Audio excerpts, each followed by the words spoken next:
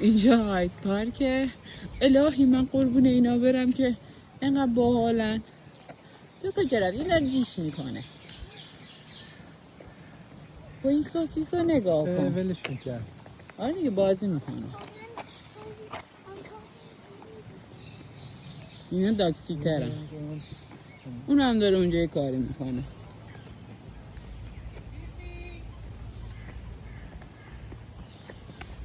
خدا اینا اوه کارشو کرد رفت.